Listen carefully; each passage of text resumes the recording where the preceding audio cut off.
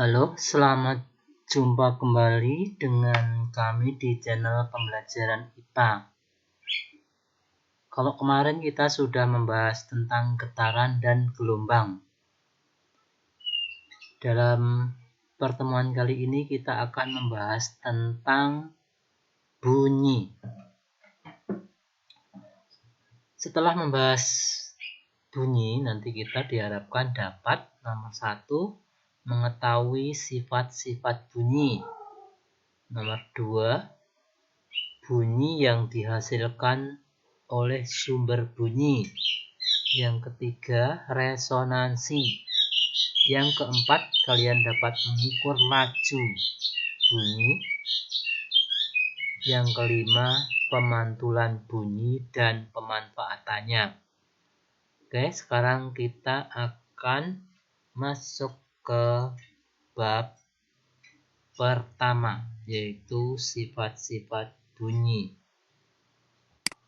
Bunyi.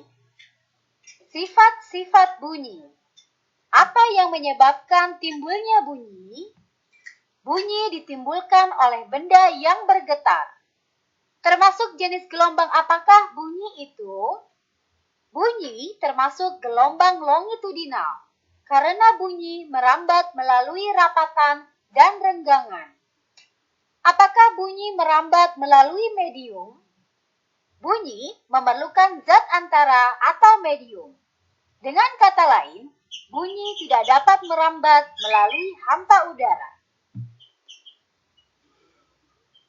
Jadi, bunyi adalah hasil dari suatu getaran. Misalnya, ini adalah genta atau lonceng. Kalau dipukul, maka lonceng itu akan berbunyi.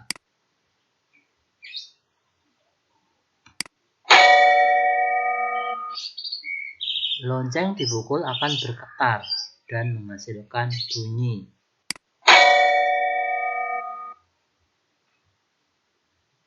Ini anak yang sedang memegang lonceng, maka tangannya akan merasakan getaran itu.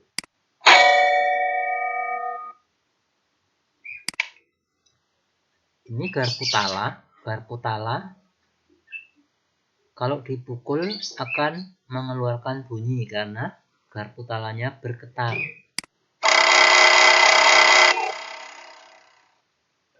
Nah, keluar renggangan dan rapatan. Ini rapatan, renggangan, rapatan, rengganan, rapatan, renggangan, dan masuk ke telinga kita. Ini adalah bel. Bel apabila dimasukkan ke dalam ruang hampa, maka bunyinya tidak akan keluar karena bunyi merambat melalui medium atau zat perantara. Sekarang kita bunyikan. Ketika ini dibuat hampa udara, maka bunyinya semakin hilang, semakin tidak terdengar. Walaupun bel ini bergetar terus, tetapi tidak kedengaran.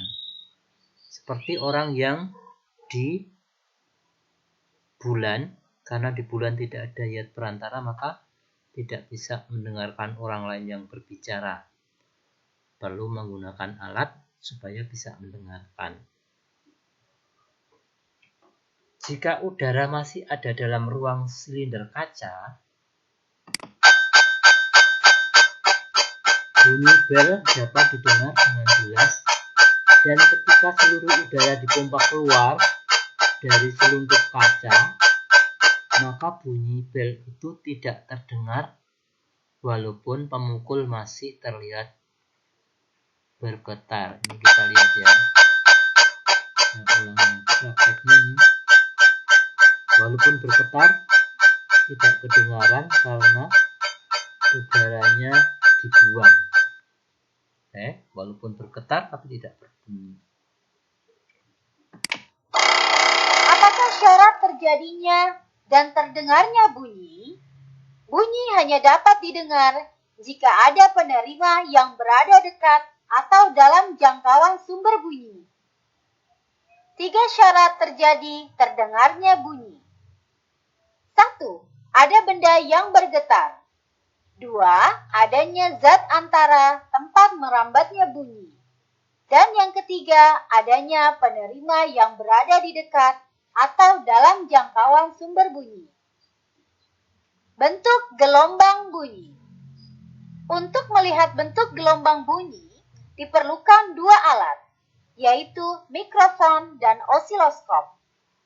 Bunyi ditangkap oleh mikrofon dan diubah menjadi sinyal tegangan listrik. Lalu, bentuk gelombangnya ditampilkan pada layar osiloskop.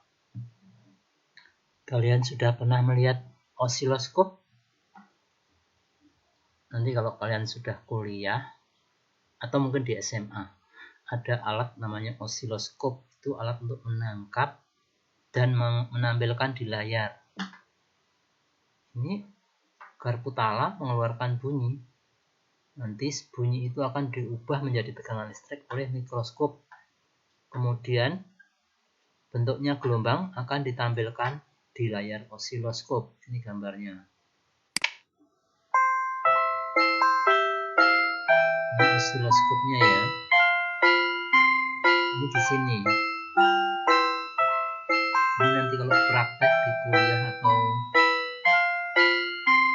di SMA mungkin. Tapi SMA yang IPA ya.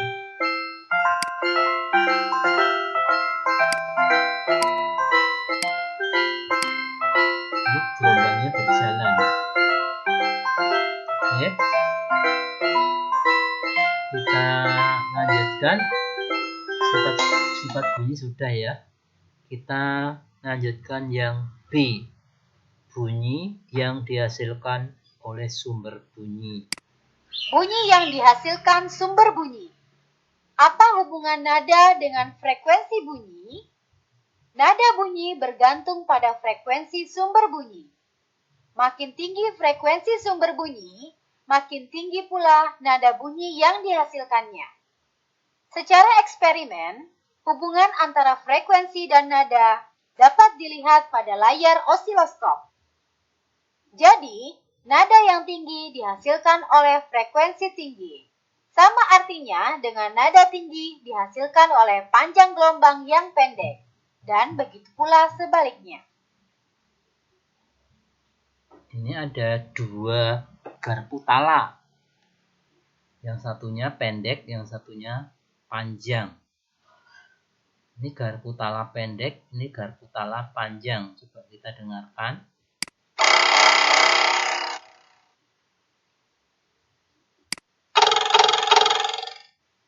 Garpu tala yang pendek terdengar lebih nyaring. Sedangkan garpu tala yang panjang tidak nyaring. Ini menyebabkan perbedaan tinggi frekuensi. Tinggi nada bunyi bergantung pada panjang lengan garpu tala yang digetarkan. Makin panjang garpu tala yang digetarkan, makin rendah frekuensinya. Dan makin rendah nada bunyi yang dihasilkannya. Saya ulangi ya. Tinggi nada bunyi bergantung pada panjang lengan garpu tala yang digetarkan. Makin panjang garpu tala yang digetarkan, makin rendah frekuensinya dan makin rendah nada bunyi yang dihasilkannya. Jadi kalau frekuensinya tinggi, nadanya jadi tinggi. Ini yang garpu tala lengan pendek, ini frekuensinya lebih tinggi. Ini yang garpu tala lengan panjang, frekuensinya lebih besar. Frekuensinya besar atau tinggi menyebabkan nadanya tinggi. Ini garpu tala yang panjang, frekuensinya rendah, nadanya lebih rendah. Ini gambar osiloskop ya. Kalau untuk nada yang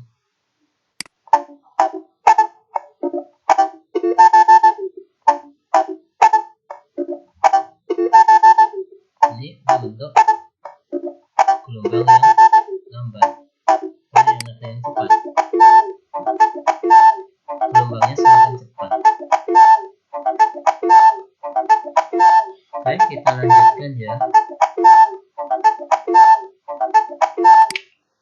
Apa kaitannya antara kuat bunyi dengan amplitudo bunyi? Kuat bunyi yang bergantung pada amplitudo. Makin kuat atau keras bunyi, makin besar amplitudo. Makin lemah bunyi, maka makin kecil pula amplitudonya. Amplitudo itu apa? Kemarin kan sudah dibahas ya. Amplitudo adalah simpangan maksimum. Kalau kalian memetik gitar, kalau amplitudonya panjang, amplitudonya besar, maka senarnya bunyinya keras. Kalau amplitudonya rendah atau pendek, maka bunyinya tidak keras. Beda ya tadi dengan frekuensi ya. Kalau kuat, lemah bunyi itu tergantung amplitudo. Kalau tinggi rendah bunyi tergantung pada frekuensinya. Nah, kita sekarang membahas tentang kuat bunyi. Kuat bunyi itu bergantung pada amplitudonya. Apa yang dimaksud dengan warna bunyi? Warna bunyi atau timbre. Beda ya kalau amplitudo sama timbre. Kalau timbre atau warna bunyi itu setiap orang memiliki warna bunyi yang berbeda-beda. Kalau seandainya ditutup mata kamu, kemudian temanmu suruh berbicara, maka kamu akan mengenal siapa dia. Itu namanya warna bunyi. Ciri khas warna itu namanya warna bunyi. Pada umumnya, sumber nada tidak bergetar hanya pada nada dasarnya, tetapi disertai pula dengan nada-nada atasnya. Gabungan nada dasar dan nada-nada atas menghasilkan bentuk gelombang tertentu untuk setiap sumber nada. Bentuk gelombang inilah yang menunjukkan warna kualitas bunyi timbre dari sumber bunyi. Sekarang kita lihat ini apa namanya tadi? Ini namanya osiloskop. Ini untuk melihat gelombang yang ditangkap oleh mikrofon, kemudian diubah menjadi listrik dan diubah dan dilihatkan di layar oleh osiloskop.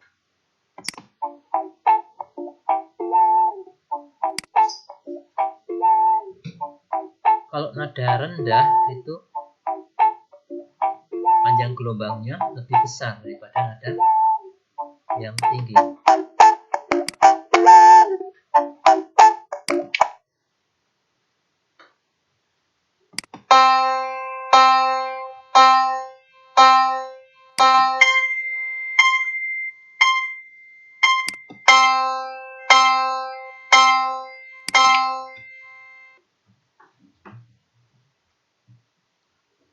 Sekarang ini macam-macam suara.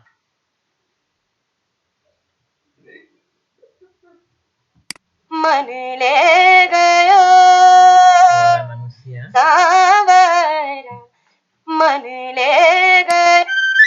Suara seruling.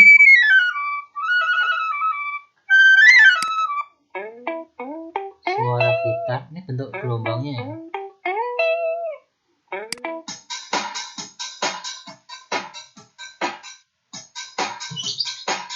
Oke, kita lanjutkan ya. Cukup jelas warna-warna suara.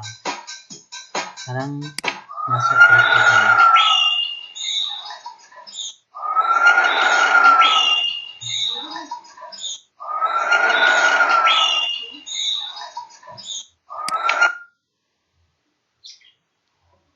Nada ada dua jenis bunyi, yaitu desah dan nada. Desah adalah bunyi yang frekuensinya tidak teratur. Misalnya bunyi daun ditiup angin dan bunyi gemuruh ombak di pantai. Bunyi yang dihasilkan alat-alat musik, misalnya gitar, biola, piano, dan lain-lain, itu termasuk nada yang teratur. Maka disebut nada. Selalu menghasilkan jumlah getaran yang sama dalam setiap satuan waktu. Bunyi yang demikian disebut nada atau bunyi beraturan. Ini gitar ya.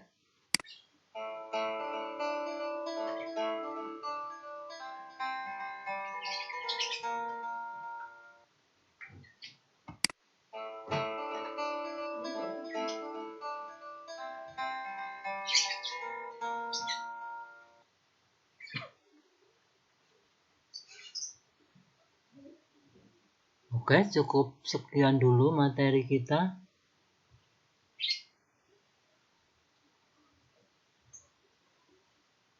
Untuk bunyi yang dihasilkan oleh sumber bunyi.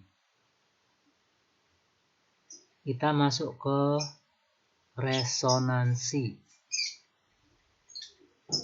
Apa itu resonansi? Resonansi. Apa itu resonansi? Ikut bergetarnya suatu benda ketika benda lain di dekatnya digetarkan disebut resonansi. Syarat resonansi adalah frekuensi benda yang bergetar sama dengan frekuensi alami benda yang ikut bergetar. Masalah-masalah yang ditimbulkan oleh resonansi. Dalam kehidupan sehari-hari, resonansi kadang-kadang harus diredam, sebab jika tidak diredam dapat menimbulkan bahaya atau bencana. Sebagai salah satu contoh, ketika pesawat jet lewat dengan amplitudo getaran yang sangat dahsyat, dapat memecahkan kaca-kaca gedung yang dilewatinya. Resonansi adalah ikut bergetarnya benda lain. Ini misalnya benda A, B, C, D. Yang saya getarkan benda A. Nanti yang lain juga ikut bergetar. Terutama yang frekuensinya sama. Frekuensinya sama itu, kok ini nggak ikut bergetar?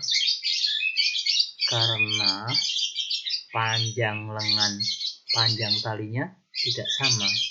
Kalau yang saya getarkan yang ini, maka yang ikut bergetar adalah yang D. Ya, karena panjang talinya sama. Panjang tali itu berarti mempunyai frekuensi yang sama. Ini frekuensinya sama dengan ini, C. Sedangkan yang B frekuensinya sama dengan yang D. Cukup jelas ya. Syarat yang pertama tadi apa? Ikut bergetarnya benda lain adalah frekuensinya sama. Oke.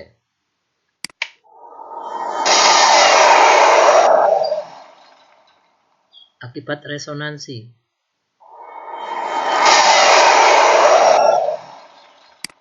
Ini bisa menyebabkan kerusakan gedung-gedung bertingkat ya.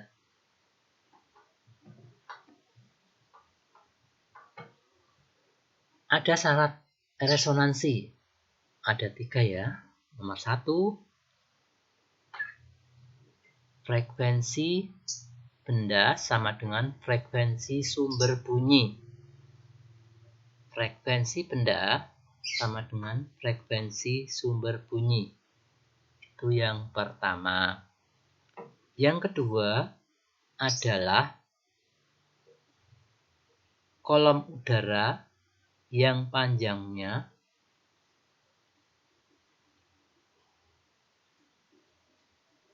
seperempat lambda atau kelipatannya, yaitu dirumuskan L sama dengan N-1 kali seperempat lambda. Nanti kita akan bahas tersendiri karena hitungan ya. Oke, saya cukupkan sekian dulu. Ada pertanyaan tidak? Oh ya, suruh ngulangi lagi. Oke. Syarat terjadinya resonansi ada 3. Nomor 1, frekuensi benda sama dengan frekuensi sumber bunyi. Nomor 2 adalah kolom udara yang panjangnya 1/4 lambda atau kelipatan ganjil ya. Yang ketiga adalah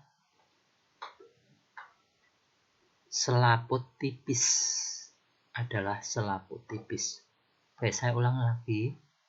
Syarat terjadinya resonansi adalah nomor 1, frekuensi benda sama dengan frekuensi sumber bunyi. Yang kedua adalah kolom udara yang panjangnya 1/4 lambda atau kelipatan ganjil. Dirumuskan L sama dengan N-1 kali 1/4 lambda. Oke, cukup sekian dulu.